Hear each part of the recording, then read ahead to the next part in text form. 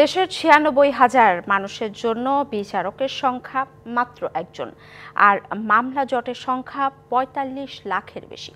উদ্বেগজনক এমন পরিসংখ্যান দিয়ে আইনজীবীরা বলছেন, বিচারকের সংখ্যা না বাড়ালে বিচার প্রার্থীদের ভোগান্তি কমানো যাবে না। সংকট উত্তরণে জুডিশিয়ারির পাশাপাশি বিচার বিভাগের জন্য পর্যাপ্ত বরাদ্দ বাড়ানোর পরামর্শ দেন তারা। মিজান আহমেদের প্রতিবেদন। রেকর্ড রুমে বিচার প্রার্থীদের দীর্ঘশ্বাস এভাবেই ফাইল চাপা হয়ে থাকে বছরের পর বছর।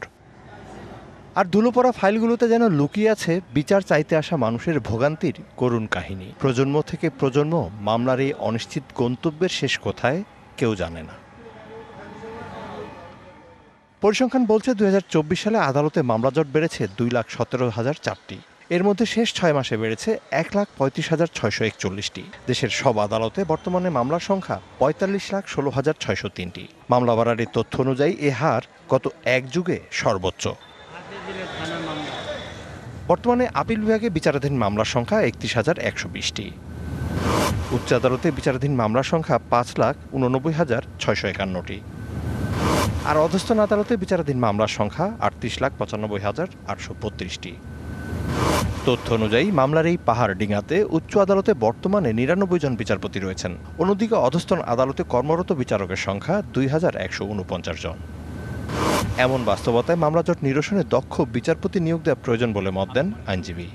যে পরিমাণ মামলার জট নিম্ন আদালতে উচ্চ আদালতে আছে, আর যে পরিমাণ বিচারক আমাদের আছে, এরা যদি ২৪ ঘন্টা সপ্তাহে ৭ দিনও কাজ করে, তবুও এই মামলার জট শেষ পর্যন্ত কমাতে পারবে না। একজনের ঘাড়ে ৯৬,০০০ মানুষের বিচারে সকল কমপ্লেন পড়ে।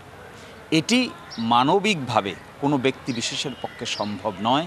আইনজীবীদের মতে বিচার বিভাগীয় উন্নয়নের প্রয়োজন উপযুক্ত বরাদ্দ। ভুয়া মামলা করার উপদেশ দিলে লাইসেন্স যায় ব্যারিস্টার সলিসিটারের। আমাদের বার কাউন্সিল এই ধরনের কোনো পদক্ষেপ এই যাবৎ নিয়েছেন কিনা আমি জানি না। অ্যাডমিনিস্ট্রেশনের জন্য 47% টোটাল বাজেটে ব্যয় হয়, আইন আদালতের জন্য ব্যয় হয় 0.34%। বিচার বিভাগের গতিশীলতা বাড়াতে জুডিশিয়ারির গুরুত্ব তুলে ধরেন তারা। অ্যানালগ সিস্টেমে আমরা চালাচ্ছি, ডিজিটালে যায়নি। যদি ডিজিটালে যাওয়া হয় 50% কমে যাবে। যদি কোনো পক্ষ অ্যাডজর্ন করে, সে কস্ট দিতে হবে দুই পক্ষকে। কস্ট যদি ইম্পোজ করা হয়, তাহলে মামলার জট কত দ্রুত কমবে। অর্থাৎ আমরা যতই চিৎকার করি, এই ব্যারোমিটারগুলো নির্ধারণ না করে ব্যারোমিটারগুলোর উপর অ্যাড্রেস যদি না করা হয়, তাহলে মামলার জট কমবে না। যার যে লাইনে এক্সপার্টিস আছে তাকে সেই লাইনে বিচার করার ক্ষমতা দেওয়া উচিত।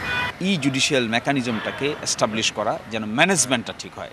অতি দ্রুত নিম্ন আদালতের সচিবালয় প্রতিষ্ঠা করে দেওয়া উচিত, বিচার বিভাগীয় সচিবালয় আলাদা করে দেওয়া উচিত, যেন তারা নিজেরাই নিজেদের ম্যান পাওয়ার প্ল্যান করতে পারে। আইনের শাসন প্রতিষ্ঠায় বিচার বিভাগের গতিশীলতা সবচেয়ে অগ্রাধিকার প্রাপ্ত বিষয় হিসেবে গ্রহণ করা উচিত বলেও মত দেন আইনজীবীরা। Mizan Ahmed, DBC news, Dhaka.